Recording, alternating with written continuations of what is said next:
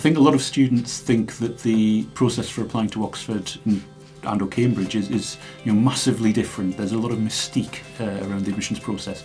Actually, about 90% of what we do is done by other universities. It's an application via UCAS like any other, but the deadline is October the 15th rather than the later January date for the universities. We have a wonderful opportunity to get a lot more information about you. So alongside your UCAS form, that's obviously got your predicted grades, your personal statement, your teacher's referencing, we're very likely in Oxford to have a subject-specific test.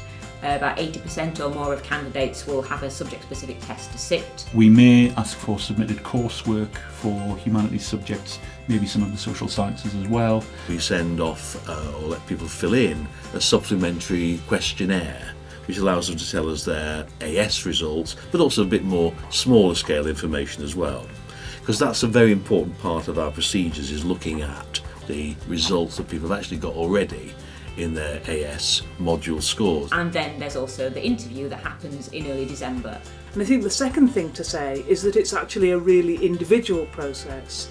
We're not in the business of adding up how many GCSEs, how many this, how many that, and getting a score and saying yes, that's yes or no. We're much more interested in taking a rounded view of somebody's academic ability and their academic potential. Each college has its own admissions tutor. That means the amount of people we have available to look at individuals within the application process is much more than you'd expect at other universities.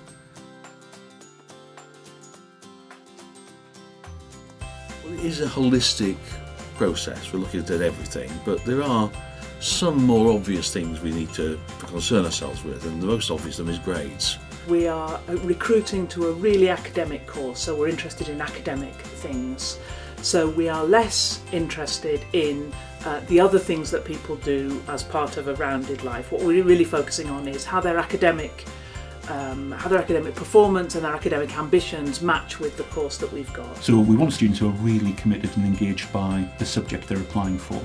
And in many cases, that means they'll have to demonstrate they read much wider than would be the case just to get through their A-levels or to get their IB qualification. I suppose next in importance would be any other academic work. It might be submitted work, it might be test results at interview. And then at interview we get to do quite a bit more exploring of your potential, which is something that you just can't measure on paper. And we're not assessing you in lots of different ways because we're expecting you to be top scoring in absolutely everything in order to be a credible candidate. We're looking to push different aspects of you in different parts of the process. The personal reference, the personal statement rather, is probably, of all the obvious things, the least important for us. Doesn't mean it's not important at all, on the contrary it is, but it has a slightly different use for the universities, who might be making their judgments on that and making people get a place or not, and that will have some role in that procedure. For us it won't. It might be a guide to what we ask at interview, it might give us some richer sense of who the applicant is, but in principle, in practice, we probably use that less than other universities. We just want students who are really, really enthusiastic about their subject and can demonstrate it. The most crucial thing for applicants to know is that your choice of college doesn't affect your chances of getting a place. The applications process is designed to get the people who are best qualified into Oxford courses. In terms of what students should do to choose a college, I suggest first of all they check whether the college does the subject they want to study. Most do most, but occasionally there'll be one or two that don't offer what that student wants. If a student is having difficulty choosing a college, there's nothing wrong with the open application, where you simply say, I want to go to Cambridge, and the computer decides which college is going to be allocated to. It doesn't matter either way, as far as the colleges are concerned. They won't be asking you at any stage in the interview, why did you pick a particular college? And you know what? A week into the first term, nobody can ever understand why they applied to any college but the one that they ended up at. I can understand people being a bit nervous of that. We've got a long history of myths being told about us, about what kind of institution we are. So, first of all, get rid of the myths, and a quick visit to the place will rapidly do that.